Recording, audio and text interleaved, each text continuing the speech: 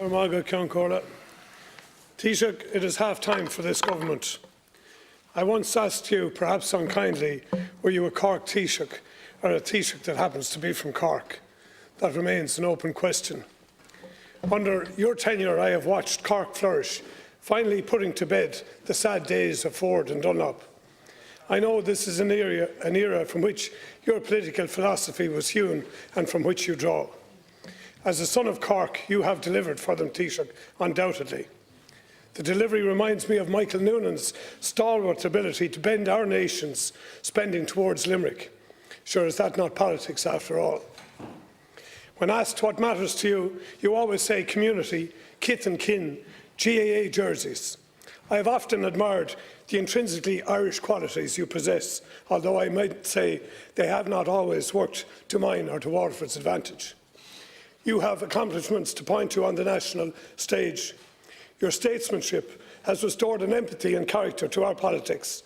This lies in stark contrast to the political misfortunes being visited on our traditional friends in Britain and the USA. Your focus on housing and health, your refusal to resign from attending to the most intractable, the most meaningful deficiencies of our republic is commendable, albeit that change comes slowly. It is worth reflecting on what your term in office means for the people I represent, Taoiseach. You have been kind enough to meet me on a number of occasions and to support my access to senior ministers and leading public servants.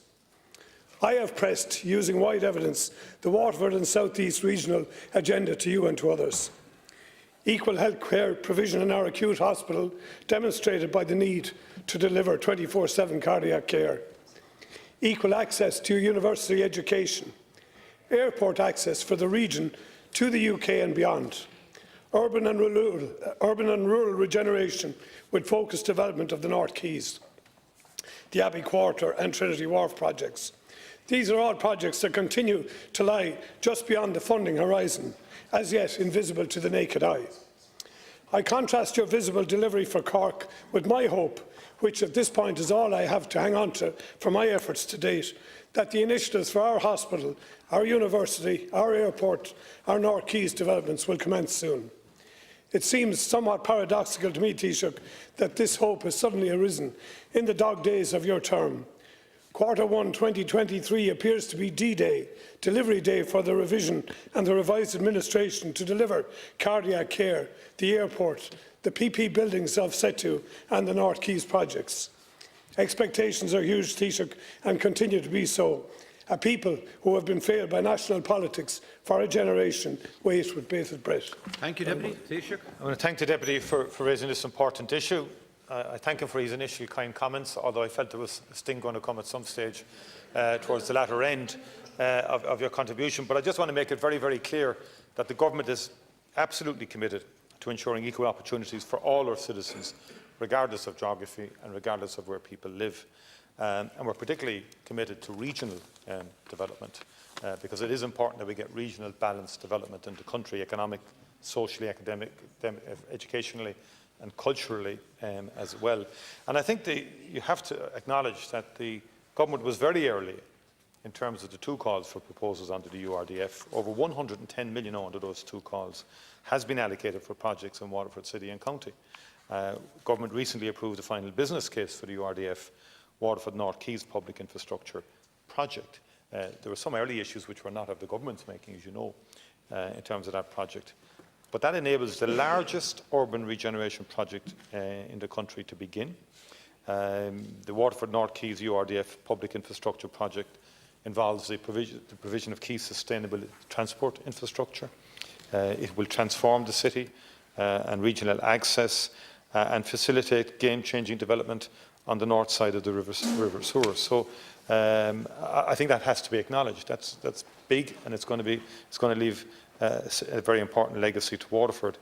Also, in terms of the and the total exchequer funding, sorry, is about 170 million if you include local authority and the RDF money and NTA funding of about 70 million. And again, Waterford City and County will proceed. Council will proceed to the main construction contract. The new South East Technological University that was formally opened in October by Minister Harris. You know the first president, Professor Veronica Campbell, a former bursar of Trinity College Dublin. It's a very strong technological university. Again, the Minister and the Department are committed to expanding the footprint of the university in Waterford. The engineering, computing and general teaching building in Waterford have been advanced through the Higher Education Public-Private Partnership programme. Additionally, construction is scheduled to commence next year on significant energy retrofit projects in Waterford. The Minister recently confirmed approval was given to the Technological University in terms of negotiations with the vendor of a site in Waterford within agreed parameters, again to expand the footprint of the university in the city. And on the 11th of November, Minister Harris announced 23 million in funding for technological universities, a further 5.25 million for the South East Technological University. That brings the full funding to close to 20 million now to the South East Technological University, if you take in the 10.6 million of the previous fund. In terms of the second cardiac cath lab, again, University Hospital Waterford is currently progressing the development of that. The construction completion and handover of the second cath lab is now expected the week beginning the 28th of November. It's next week. And I think we then have to equip it, commission, that's about 12 to 16 weeks. Time is up now, please. So I think that's good progress on that front. Deputy Shanahan.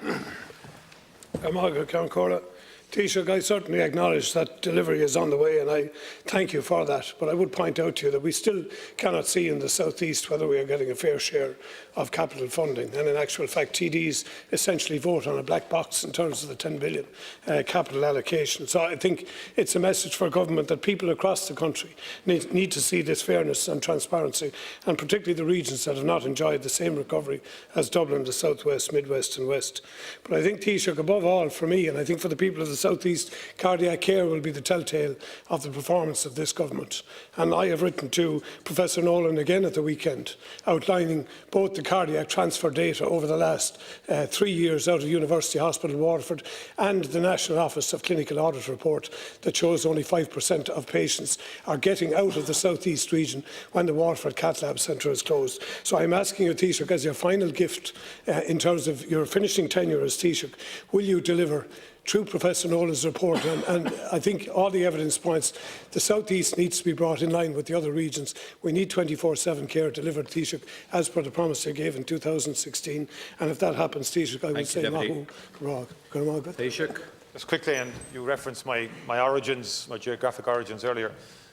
I did acquire that land for Waterford Institute back in the day, in the late 90s, the land that made all the development on the campus possible in Carriganore. And at the time, there was a lot of people questioning the wisdom of that, but in the long term, proved, if I say so myself, a fairly far-seeing measure that facilitated the expansion of the university, which I think is key to economic growth. And why do I say that? Like, employment in the South East has grown by 8.6% in the last year in the South East. And there's now 79 IDA companies employing about 15,000 people. And as you know, a number of significant investments were made.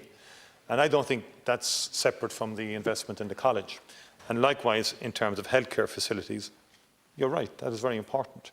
And we've been pushing strongly, Minister Donnelly has been pushing very strongly the completion of the second cardiac cath lab, because, again, that is key to the ultimate objective that you have set here.